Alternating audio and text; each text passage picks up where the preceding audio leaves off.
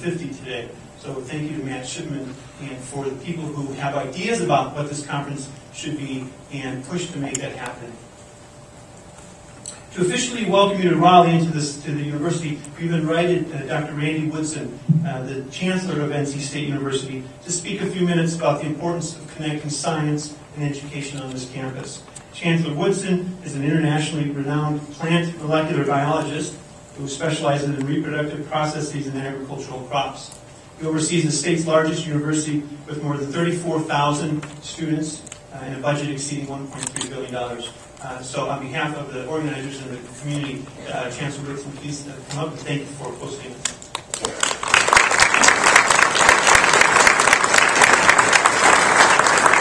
Thanks, Anton. Well, first of all, you can tell I'm the Chancellor. I'm the guy with the suit in the room. So let me start by welcoming y'all, us Southern. We're glad y'all are here in North Carolina. We really are, because NC State, as Anton pointed out, is the largest single campus in North Carolina. It's actually the largest single campus in North Carolina, South Carolina, and Virginia. So we're a big place, but we're also a place committed to science, engineering, mathematics, things that a lot of you write and blog and talk and think about every day. We're the fourth largest engineering college in America.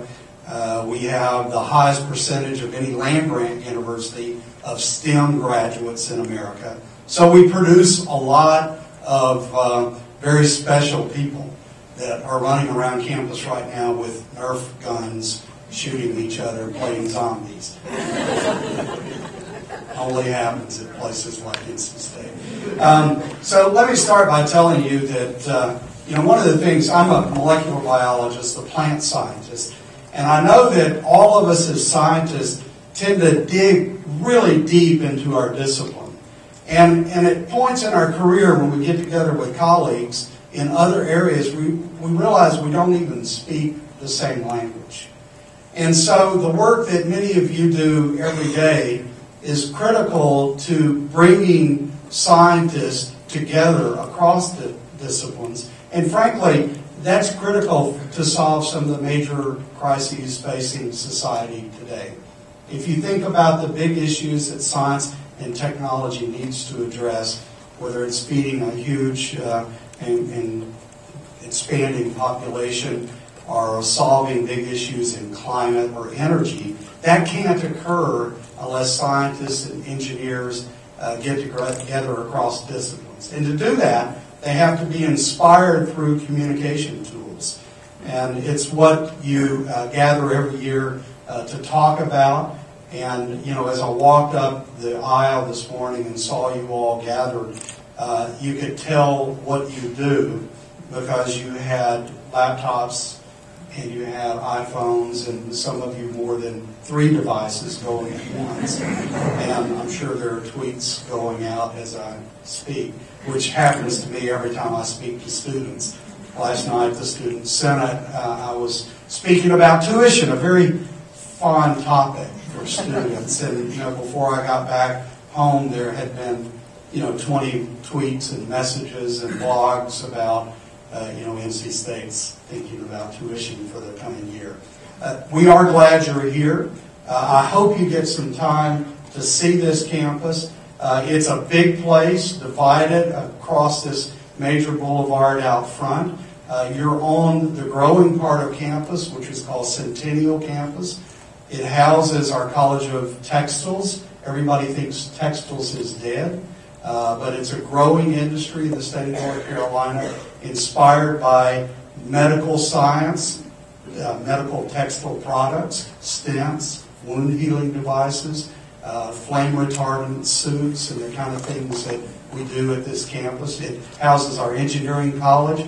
And come back next year because you're going to see the most amazing library that's been built on a campus in many years.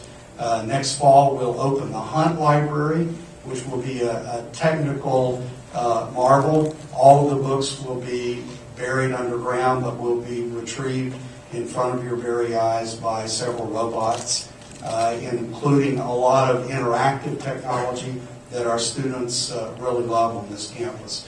So come back and see the Jim Hunt Library when it opens next fall, and come back to NC State often. And I hope you do get around campus today. It's cold for us, by the way, in the South, and it's particularly cold for NC State.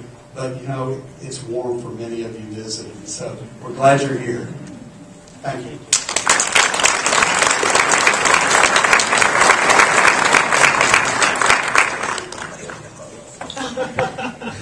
I didn't get a hug.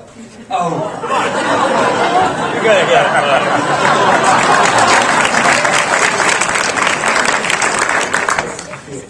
How about Chancellor?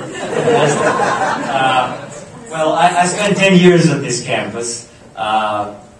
Grad students, 10 years, what's that? So I'm really happy to be back on my campus. I feel at home here. So I used to live across the street and cross this path many, many times every day for a long time. So I'm happy to welcome you to my academic home and to see you all here in this huge number, as you've seen and heard. We've grown quite a lot by, from 300 to something to 450 people this year, which is a big growth. And it's very interesting that this year, more than half the people, about 56%, are newcomers, new people. So this is, for some, a family reunion, but for many, this is the first time here. And I would like to welcome all the newcomers. And I would like to ask the veterans, and there have been several people here for whom this is the 6th time here. People coming from far away, but they come every year. I want them to be like mentors, be welcoming to new people, make sure they feel welcome, because they, by virtue of being here, are now a member of this family. This is an extended family because everybody online is now reading these tweets and wishing they were here. Sorry. I want to make sure that everybody feels welcome and nobody's left aside. If you've read your homework, the blog post I wrote about a week ago, you know that this is an unconference. And for some of you, this is maybe a new concept. The idea is that at most conferences, the talks are boring and the interesting discussions happen at the bar, or in the hallways, or on the bus, or something like that. So the idea of the conference is to take these interesting and often useful and informative discussions from the hallways and put those in the rooms. So you are not going to see many lectures. We're going to see one keynote right now. And we're going to have a panel at the very end. Everything in between is going to be very much more dynamic. They're not going to be speakers, they're going to be moderators. They're going to be moderating discussions that all of you are involved with. So everybody in the room is supposed to contribute, because everybody here, no matter where you are in your career, your age, or what you're doing, everybody is doing something in science or science communication or the web. Everybody has some skills and some background that others don't. And please share them with others, because everybody here is not just here to learn, everybody here is also to teach. So teach and learn from each other. Another interesting thing about this conference is that about 60% of the attendees are women, which is very rare for both the science conference and the technology conference, and this is both. So I think it actually makes the atmosphere better for both women and men, because if it's just a male-only conference, we all compete with each other who is like the big boss. In a conference like this, that doesn't happen because we are all equal. People, when I get interviewed about the conference, I often get a question like, who are the big stars who are coming? And I always refuse to answer that question, because everybody, by virtue of being here, is a superstar. You're all superstars in your own domains, and everybody's equal. So if you get a little bit starstruck because you see somebody with a name tag, or you've admired online for 10 years or something like that, go and say hi. Hug them, it's perfectly fine. Because you know what? Sometimes it's tedious being the VIP at the conferences where, the organizers have you and take you to elegant dinners and all that stuff. And they like to relax and just be equal. And it doesn't matter if you're a high school student or you write for New York Times or you have, you're a famous scientist or whatnot. Everybody likes to be just a part of a family. And this is the family. I'd like to thank you all for being here. And we'll have a little bit more instructions later on after the keynote speech about how to go about this. But just enjoy the unconference, and if any of the moderators starts droning on longer than 10 minutes, just shut them up, stop talking. Thank you.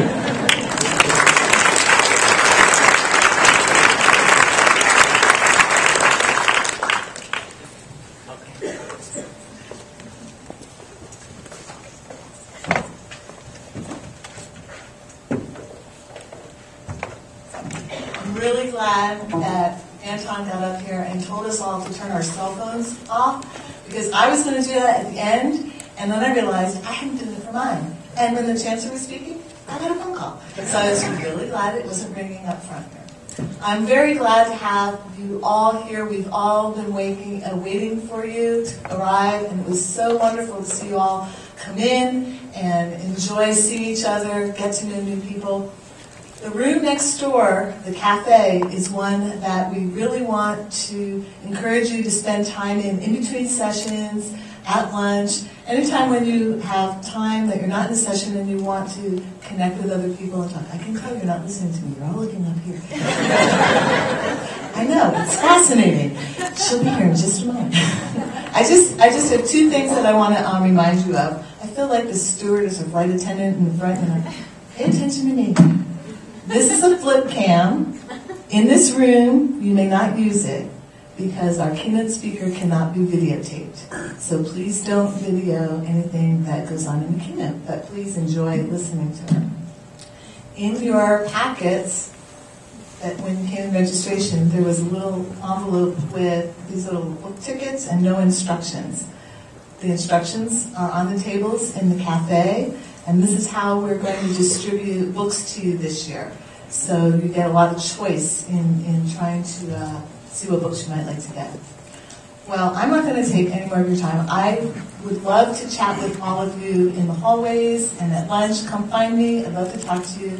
But what I'm going to do is just introduce to you our keynote speaker. Mireya Mayor is a wonderful person, and she's going to get up here and talk to you about the amazing journey that she has had, the opportunities that have come before her, and the road that she's taken. I think it will really encourage you because many of us have also gone on alternate paths, and it's really a success story of taking a risk and the benefits that can come by taking a risk. So I'm going to show you a little intro video here, and then she's going to come up and talk.